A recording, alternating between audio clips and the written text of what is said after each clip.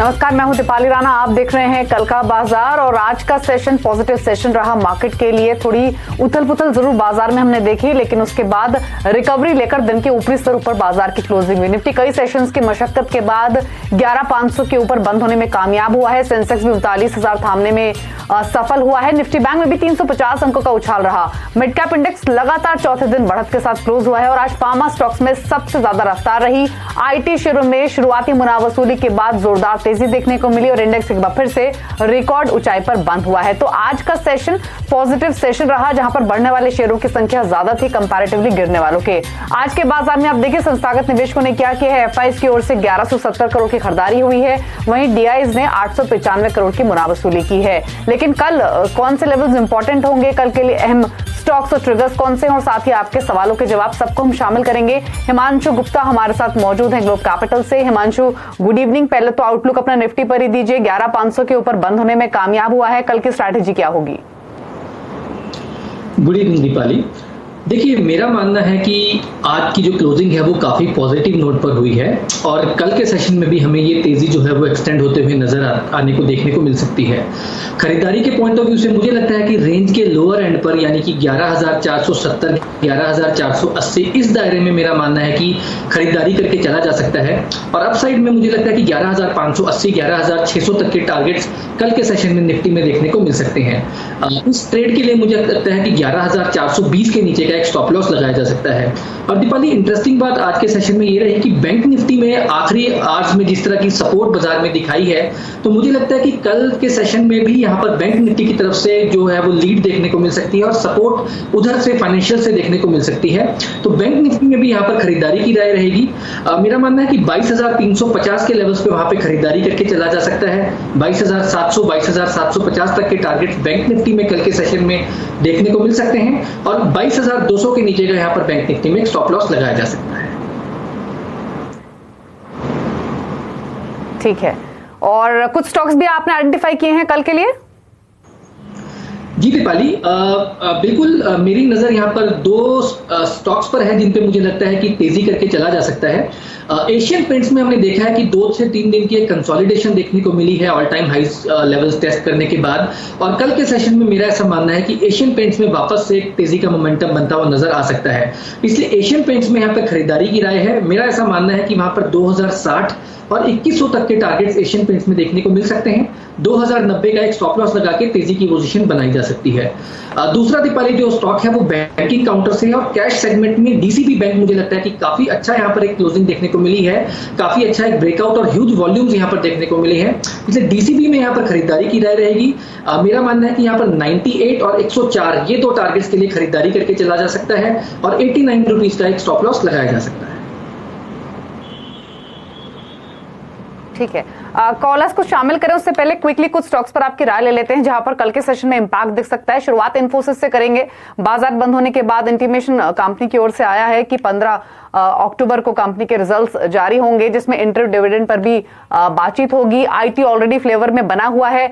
जिनके पास पोजीशंस हो उनके लिए क्या सजेशन है, और अगर नया ट्रेड लेना हो तो क्या व्यू होगा? इनफैक्ट 11 अक्टूबर को ये बोर्ड मीट होगी जिसमें रिजल्ट और इंटरम डिविडेंड की घोषणा होगी। दीपाली, बिल्कुल आउट परफॉर्मेंस देखने को मिली है एक तरफा जितने भी फ्रंट लाइनर्स या मिड कैप आईटी काउंटर्स हैं, और मेरा ऐसा मानना है कि इन्फोसिस में अभी भी यहाँ पर नियर टर्म में और अपसाइड देखने को मिल सकती है। तो जो एग्जिस्टिंग ट्रेडर्स हैं जिनके पास ऑलरेडी लॉन्ग की पोजीशंस हैं, मेरा मानना है कि यहाँ पर 960 रुपए का एक स्टॉप लॉस लगाकर इस पोजीशन में बने रहें। आने वाले दिनों में 1020 1030 तक के टारगेट्स यहाँ पर इन्फोसिस में देखने को मिल सकते हैं और उसके बाद 1050 तक के टारगेट भी इन्फोसिस में देखते हुए नजर आएंगे। और फ्रेश खरीदारी के लिए भी मेरा ऐसा मानना है कि 970 के आसपास खरीदारी करके चले। 960 के स्टॉप लॉस के साथ यहाँ पर तेजी की पोजीशन बनाई जा सकती है। ठीक है, इसके अलावा किरी इंडस्ट्रीज पर आपका एक व्यू चाहिए। कल इनकी इन्वेस्टर्स के साथ मीटिंग है और यूजुअली जब इन्वेस्टर्स के साथ मीटिंग होती है तो हम अपग्रेड्स या फिर डाउनग्रेड्स या फिर एक व्यू हाउसेस का आते हुए देखते हैं, लेकिन चार्ट्स पर अपनी राय दीजिए। 535 पर बंद हुआ है, क्या सजेशन है? दीपाली, काफी हद तक आउट परफॉर्मेंस दिखाते हुए नजर आया है स्टॉक। लास्ट कुछ महीनों की अगर बात करें तो एक अच्छी तेजी यहाँ पर बनते हुए नजर आई है। फिलहाल 530 और 580 के दायरे में कंसोलिडेशन दिखा रहा है और क्योंकि अभी इस रेंज के लोअर एंड पर है तो मुझे लगता है कि लोअर एंड पर यहाँ पर खरीदारी करके चला जा सकता है।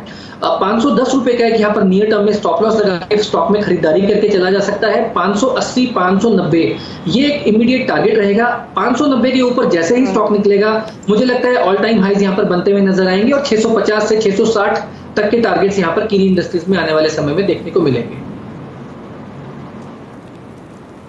ठीक है, तो 650 तक के टारगेट्स किनी इंडस्ट्रीज में देखने को मिल सकते हैं। क्विकली एक और स्टॉक पर राय ले लेते हुए, विशाल फैब्रिक्स का रिजल्ट्स आए हैं कंपनी के। 65 करोड़ का रेवेन्यू कंपनी ने पोस्ट किया है, घाटा हुआ है लेकिन वो एक वन टाइम इंपैक्ट है कोविड का, क्योंकि प्लांट्स बंद थे, मैन्युफैक्चरिंग बंद थी और जो कंपनी के ऑर्डर्स थे वो भी इंपैक्ट हुए थे, लेकिन ये एक वन टाइम इंपैक्ट था। अब वापस कंपनी के जो प्लांट्स हैं वो फुल्ली ऑपरेशनल है।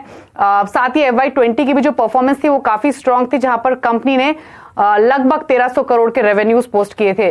तो इस पर एक राय लेते हैं। साथ ही एक और अपडेट जो आया है वो ऑर्डर को लेकर आया है, क्योंकि कंपनी को 110 करोड़ का मल्टीनेशनल ऑर्डर मिला है, जो कि एक बड़ी डेवलपमेंट है, क्योंकि कंपनी लगभग 12 देश ऐसे हैं जहां पर एक्सपोर्ट करती है। तो अगर कंपनी को ऑर्डर्स वापस से मिल रहे हैं, ये एक प्रोजेक्शन देता है कि आगे का आउटलुक बेहतर नजर आ रहा है इस कंपनी का। स्टॉक भी अगर हम देखेंगे तो परफॉर्मेंस इसकी डिसेंट रही है, वॉल्यूम्स के साथ लगातार खरीदारी का रुझान बना है। अब आप बताइए चार्ट्स पर क्या सजेशन होगा विशाल फैब्रिक्स पर? दीपाली, बेहद शानदार यहाँ पर मैं कहूंगा कि पिछले 15 दिन से डिलीवरी वॉल्यूम्स होते हुए नजर आ रहे हैं और स्टॉक लगातार हाई हाइज बनाता हुआ नजर आया है। इनफैक्ट अगर पिछले 2 से 3 महीने का चार्ट पैटर्न देखूं तो यहाँ पर एक अच्छा एक्यूमुलेशन के बाद स्टॉक ब्रेकआउट के लिए तैयार है। मेरा मानना है कि स्टॉक नियर टर्म में 330 और उसके ऊपर 350 रुपए तक के टारगेट्स दिखाने की क्षमता रखता है। करंट लेवल्स पे खरीदारी की राय है। 285 रुपए के स्टॉप लॉस के साथ विशाल में खरीदारी करके चला जा सकता है। 330 और 350 के 2 टारगेट्स यहां पर नियर टर्म में देखने को मिलेंगे। तो ये नियर टर्म टारगेट्स हैं, चार्ट्स काफी स्ट्रांग हैं और 285 के एक स्टॉप लॉस के साथ आप खरीदारी भी कर सकते हैं, एग्जिस्टिंग पोजीशंस को होल्ड भी कर सकते हैं। 350 360 ये स्टॉक जा सकता है और वो लेवल्स पार होंगे तो फर्दर तेजी भी बन सकती है, तो वहां पर आप अपनी पोजीशन को वापस रिव्यू भी कर सकते हैं। लेकिन चलिए अब बिना देरी के सवालों को करते हैं शामिल। ढेर सारे कॉलर्स हमारे साथ मौजूद है बातचीत करने के लिए। पहले कॉलर राजेंद्र चौहान है सोलापुर से। राजेंद्र जी नमस्कार, बताइए क्या सवाल है आपका? मेरा सन फार्मा पे सवाल है और फार्मा सेक्टर पे सवाल है। तो मैंने 300 शेयर सन फार्मा के 509 में परचेस किया है, तो लॉन्ग टर्म या शॉर्ट टर्म व्यू कैसा रहेगा? सन फार्मा, इनफैक्ट ICICI सिक्योरिटीज की आज एक रिपोर्ट भी आई है हिमांशु, उनकी कन्विक्शन बाय लिस्ट में सन फार्मा शामिल है। 509 की इनकी खरीदारी है, 506 पर बंद हुआ है, क्या सजेशन है इनके लिए? अगर सिर्फ ट्रेडिंग के बेट से बात की जाए तो यहाँ पर स्टॉक में थोड़ा सा प्रेशर बनता हुआ नजर आया है, तो नियर टर्म में मुझे लगता है कि यहाँ पर थोड़ा दबाव देखने को मिल सकता है। लेकिन अगर इनका एक पोजिशनल पर्सपेक्टिव है तो बिल्कुल यहाँ पर बने रहें। मुझे लगता है कि स्टॉक में 470 480 रुपए पर एक मेजर सपोर्ट है, उसके स्टॉप लॉस के साथ यहाँ पर पोजीशन में बना रहा जा सकता है। और मुझे लगता है कि आने वाले कुछ महीनों में यहाँ पर 560 और 650 के 2 टारगेट्स आते हुए देखने को मिल सकते हैं। तो पोजिशनल तरफ से यहाँ पर खरीदारी की राय है और सन फार्मा में निवेशित रहा जा सकता है। गुरुबख्श सिंह हमारे साथ मौजूद है फोन लाइन पर नागपुर से। गुरुबख्श जी नमस्कार, बताइए क्या सवाल है आपका? नमस्कार मैडम, मैंने RVNL के 600 शेयर खरीदे हुए हैं 19 रुपए के रेट पर। मैं जानना चाहता हूँ मैडम, इसको वैसे मैं 1 साल तक होल्ड कर सकता हूँ, अभी प्रॉफिट में हूँ तो क्या प्रॉफिट बुक करूँ इसमें या फिर बिट करूँ? और मैडम प्लीज आप यदि एक सवाल और ले सकें तो बहुत मेहरबानी होगी आपकी। मेरे पास में बताइए Sanofi yes madam, Sanofi India है 7200 के रेट पर, इसमें भी मुझे प्रॉफिट हो रहा है, मैं और ऐड करना चाहता हूँ मुझे मैडम। ठीक है हिमांशु, बताइए RVNL 19 रुपए की खरीदारी है, मुनाफे में है। सनोफी 7200 की बाएंगे, यहाँ भी अच्छा मुनाफा हो रहा है, ऐड भी करना चाहते हैं, क्या सजेशन होगा? दीपाली, RVNL में मेरी सलाह ये रहेगी कि अपना जो स्टॉप लॉस है उसको 20 रुपए 50 पैसे पर ट्रेल करें। और मेरा ऐसा मानना है कि यहाँ पर नियर टर्म में एक रेंज बाउंड कंसोलिडेशन देखने को मिल रही है, लेकिन जैसे ही स्टॉक 22.5 रुपए के ऊपर निकलेगा मुझे लगता है कि वहां पर फ्रेश ब्रेकआउट आते हुए नजर आएगा और 25 रुपए तक के टारगेट्स यहाँ पर देखने को मिलेंगे। तो यहाँ पर अपना स्टॉप लॉस ट्रेल करके पोजीशन को होल्ड किया जा सकता है। दूसरी क्वेरी जो है वो सनोफी पर है दीपाली। हाँ जी, देखिए बिल्कुल क्लियर कट फार्मा एक आउट परफॉर्मर सेक्टर रहा है और सैनोफी उसमें से भी एक आउट परफॉर्मर स्टॉक रहा है। तो मेरा ऐसा मानना है कि बिल्कुल स्टॉक में अगर medium term to long term view है तो यहाँ पर 8,500 के स्टॉप लॉस के साथ फिलहाल नियर टर्म में तेजी की पोजीशन में बना रह जा सकता है। स्टॉक जैसे ही 8,900 के ऊपर निकलेगा मुझे लगता है कि यहाँ पर बड़ी तेजी बनते हुए नजर आएगी और 9,200 9,500 तक के टारगेट सैनोफी में आने वाले समय में देखने को मिलेंगे। ठीक है। फेसबुक के जरिए हंसराज शर्मा ने हमें सवाल भेजा है अरविंद फैशंस पर 176 के प्राइस पर 1000 शेयर्स इन्होंने खरीदे हुए हैं, लॉन्ग टर्म व्यू है, जानना चाहते हैं क्या करें, बताइए।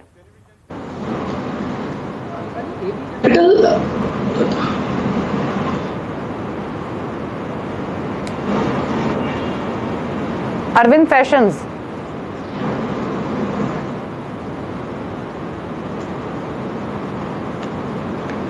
देखिए स्टॉक थोड़ा सा दबाव में यहाँ पर दीपाली क्या आप सुन पा रहे हैं मुझे? जी जी बोलिए। हाँ देखिए अरविंद फैशन में यहाँ पर थोड़ा सा दबाव देखने को मिल रहा है और मेरा ऐसा मानना है कि ये स्टॉक से निकल जाना चाहिए।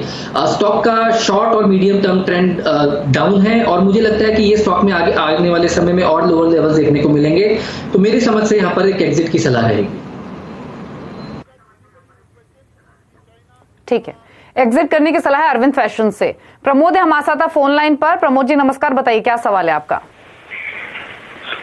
जी मैडम, मेरे पास इंडियन ऑयल कारपोरेशन का 688 शेयर है, 135 की रेट से लिया है। लॉन्ग टर्म के लिए मैं बना रह सकता हूँ, इसमें क्या करना चाहिए? ठीक है, पूछ लेते हैं। आईओसी 82 रुपए की पर ट्रेड हो रहा है, 135 की इनकी बाइंग है, तो नुकसान तो काफी है, क्या करना चाहिए इन्हें अब?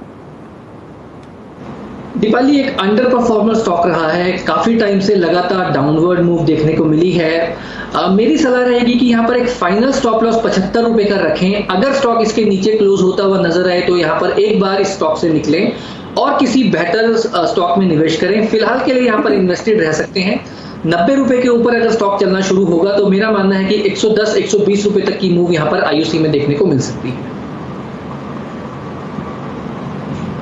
ठीक है, खालिद शेख ने एक सवाल भेजा है फेसबुक के जरिए। HUL 2150 पर 50 शेयर्स इन्होंने खरीदे हुए हैं, व्यू इनका लॉन्ग टर्म है, क्या करना चाहिए?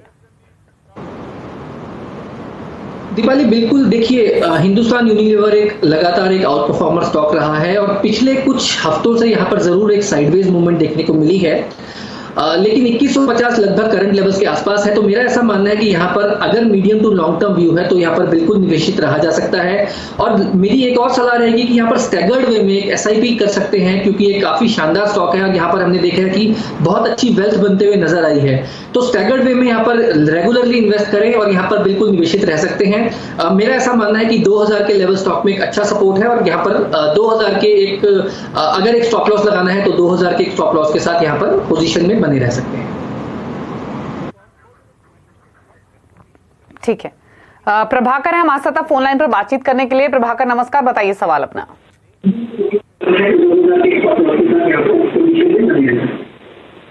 हेलो प्रभाकर अपना सवाल पूछिए। नमस्कार सर, मेरा सवाल है श्रीराम ट्रांसपोर्ट एंड कॉर्पोरेशन पर। मैंने 669 पर 100 लिए हैं सर, इसका क्या फ्यूचर होगा सर?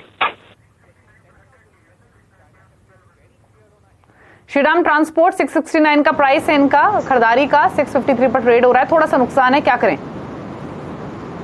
नियर टर्म में स्टॉक में थोड़ी सी एक करेक्शन देखने को मिली, शार्प डिक्लाइन मैं कहूंगा 750-770 के लेवल्स के बाद एकदम वी शेप डिक्लाइन यहाँ पर स्टॉक में देखने को मिली है। फिलहाल इनकी पोजीशन के लिए मेरी रिकमेंडेशन रहेगी कि 630 रुपए का एक स्टॉप लॉस लगाकर यहाँ पर पोजीशन में बने रहें। और आज यहाँ पर आज के सेशन में एक अच्छा पॉजिटिव क्लोजिंग मुझे नजर आ रही है और मेरा मानना है कि 680 से 690 रुपए तक की एक रिकवरी नियर टर्म में देखते हुए मिलेगी, तो वहां पर अपनी पोजीशन से एग्जिट करें और फिलहाल के लिए 630 रुपए का एक स्टॉप लॉस बना के रखें। ठीक है, तो आपको सजेशन मिला, उस हिसाब से स्ट्रैटेजी आप बना सकते हैं। इसके अलावा अगला सवाल हमें ट्विटर पर मिला है रॉकी का। IRCTC और HDFC लाइफ दोनों ये खरीदना चाहते हैं लॉन्ग टर्म के लिए, जानना चाहते हैं इन्हीं लेवल्स पर एंट्री ले लें या फिर कौन से लेवल्स बेहतर होंगे? दीपाली, मैं कहूंगा आईआरसीटीसी तो बिल्कुल एक साइडवेज कंसोलिडेशन में है और हम सभी जानते हैं इसका कारण, क्योंकि जिस तरह से यहाँ पर लॉकडाउन के चलते ट्रेन ट्रैफिक काफी थोड़ा कम है।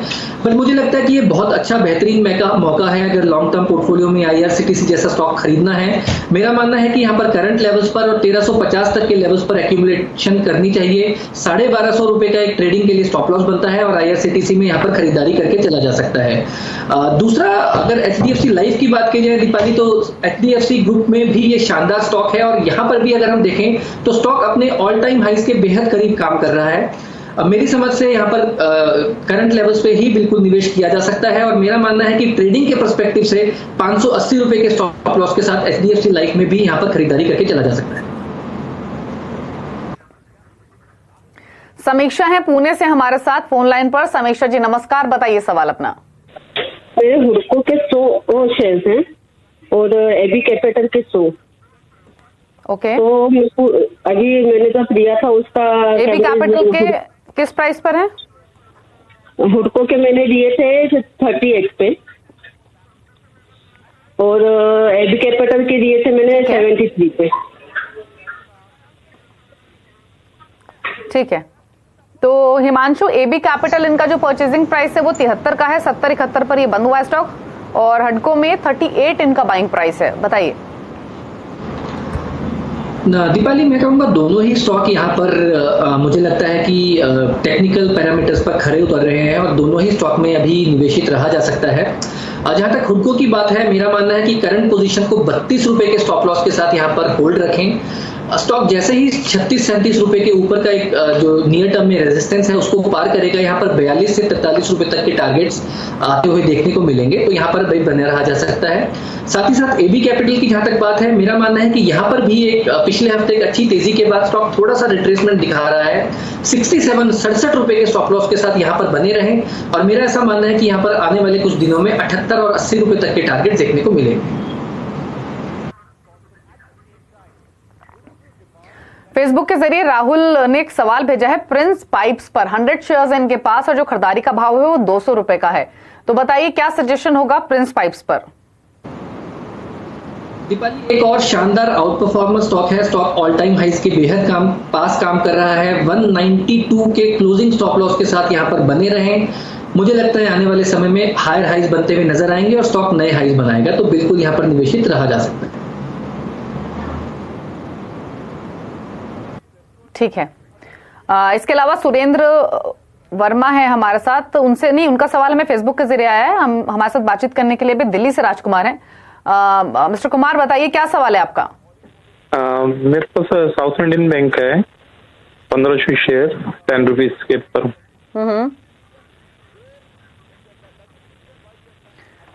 10 रुपए के भाव पर साउथ इंडियन बैंक इन्होंने खरीदा हुआ है। 7 रुपए 21 पैसे पर ट्रेड कर रहा है, तो नुकसान तो है इनको। क्या करना चाहिए अब? दीपाली, मुझे लगता है कि इनको एग्जिट करना चाहिए। स्टॉक बहुत ही लंबे डाउन ट्रेंड में है और मुझे नहीं लगता कि यहाँ पर किसी तरह की कोई ज्यादा अच्छी रिकवरी देखने को मिलेगी। तो साउथ इंडियन बैंक से एग्जिट करके किसी बेहतर पीएसयू या प्राइवेट सेक्टर बैंक में यहाँ पर इन्वेस्ट करें, इससे एग्जिट लें। तो एग्जिट लीजिए इस स्टॉक से और किसी बेहतर प्राइवेट बैंक में अपने पैसे को लगाइए। एक ब्रेक के लिए यहाँ पर रुक रहे हैं, लौटेंगे तो कुछ और सवालों करेंगे शामिल। जल्द वापस आते हैं।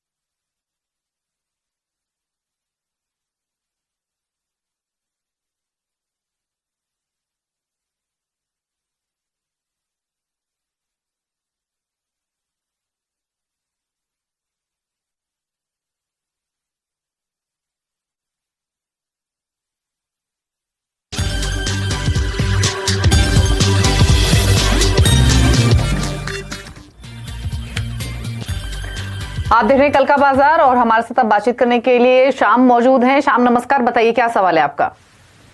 नमस्ते मैडम। नमस्ते सर। मेरे पास 505 पे इंडस बैंक के 50 शेयर है। अब इसे क्या करें, प्रॉफिट बुक करूं या होल्ड करूं, क्योंकि निफ्टी बैंक अब स्टेबलाइज नहीं है ना, इसके बारे में बता दीजिए। और एक सवाल है, 780 पे टेक महिंद्रा के 50 शेयर खरीदा हूं, इसका ग्रोथ कैसे रहेगा बता दीजिए please. Tech Mahindra 780, IndusInd bank 505, मुनाफे में है ये इंडसइंड बैंक में, लेकिन इनका कंसर्न ठीक है कि जो वॉलिटिलिटी दिख रही है उसको देखते हुए क्या करें। दोनों स्टॉक्स पोजीशन जो है वो प्रॉफिटेबल हैं, क्या सजेशन होगा? दिवाली पहले टेक महिंद्रा की अगर बात करें तो यहाँ पर बिल्कुल आईटी स्टॉक्स में एक आउट परफॉर्मेंस देखने को मिल रही है और टेक महिंद्रा भी एक अच्छे चार्ट पैटर्न के साथ नए हाइज की तरफ मुझे लगता है कि बिल्कुल अग्रसर है। 750 रुपए के नीचे के क्लोजिंग बेसिस पर स्टॉप लॉस के साथ यहाँ पर बने रहें। 825 रुपए पहला टारगेट है और 825 के ऊपर की क्लोजिंग आते ही स्टॉक 880 से 900 रुपए तक के टारगेट्स यहाँ पर दिखा सकता है, तो टेक महिंद्रा में बने रहें। जहां तक इंडसइंड की बात है दीपाली, तो इंडसइंड बैंक मैं कहूंगा कि इंटायर प्राइवेट सेक्टर बैंक्स में एक अच्छी आउट परफॉर्मेंस दिखा रहा है और as a matter of fact आज के सेशन में भी एक अच्छे क्लोजिंग पर बंद हुआ है। तो पहले तो यहाँ पर इंडसइंड बैंक में मैं इनको कहूंगा कि अपना स्टॉप लॉस जो है वो 600 रुपए पर ट्रेल करें ताकि एक ना प्रॉफिट जो है वो मिनिमम बुक करें। और मेरा ऐसा मानना है कि कल के सेशन में ही यहाँ पर 650 से 660 रुपए तक के टारगेट्स इंडसइंड बैंक में देखने को मिलेंगे। अगर near term short term trader हैं तो वहां पर बुक कर सकते हैं, अगर थोड़ा और समय दे सकते हैं तो मेरा मानना है कि 700 रुपए तक के टारगेट्स भी इंडसइंड बैंक में देखने को मिलेंगे। ठीक है, तो ये सजेशन इंडसइंड बैंक पर है और साथ ही टेक महिंद्रा में भी अपनी पोजीशन होल्ड कर सकते हैं। लेकिन अब बात करेंगे सीएनबीसी आवाज और एनएससी की मुहिम की, जिसका नाम है इन्फॉर्म्ड इन्वेस्टर। मकसद इस मुहिम का यही है कि निवेशकों के प्रति जागरूकता को हम बढ़ावा दें। आज हम आपको बताते हैं डीमैट अकाउंट के बारे में। अपना डीमैट अकाउंट वक्त वक्त पर चेक करते रहें। इसके अलावा थोड़े थोड़े अंतराल पर अपनी पावर ऑफ अटॉर्नी की भी जांच करें। डीमैट अकाउंट को सेविंग अकाउंट की तरह समझें, उस पर नजर रखें। तो जितना जरूरी सेविंग अकाउंट पर नजर रखना है उतना ही जरूरी है डीमैट अकाउंट को कांस्टेंट बेसिस पे चेक करना। थोड़े थोड़े टाइम के बीच में अपने डीमैट अकाउंट पर नजर जरूर रखें। अगर आप ऐसा करेंगे तो आप किसी भी तरह के फ्रॉड से बच सकते हैं, साइबर क्राइम के अपराध से बच सकते हैं। तो ये बहुत जरूरी है, इसीलिए जागरूक निवेशक आपको बनना चाहिए। आप कुछ कमेंट ऐड करना चाहेंगे क्विकली हिमांशु?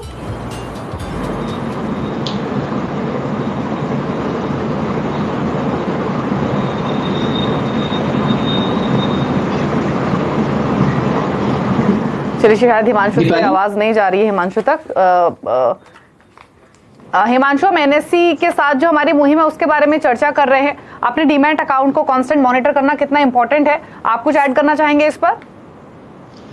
बिल्कुल दीपाली, देखिए ये बहुत बहुत ज्यादा इंपॉर्टेंट है। जैसे हम रेगुलर इंटरवल्स पर अपना बैंक अकाउंट यहाँ पर जरूर देखते हैं, पासबुक चेक करते हैं, एंट्रीज चेक करते हैं और बैलेंस अपडेटेड रखते हैं, वैसे ही उतना ही जरूरी है अपना demat account time to time पर वेरीफाई करना, अपनी ट्रांजैक्शंस देखना और हमारी जो होल्डिंग्स है वो वेरीफाई करना। बिल्कुल ये बहुत अच्छी मुहिम है और मुझे लगता है कि बिल्कुल आपको एक सतर्क निवेशक की तरह अपने डीमैट को लेकर काफी मैं कहूंगा एक्टिव और अलर्ट रहना चाहिए।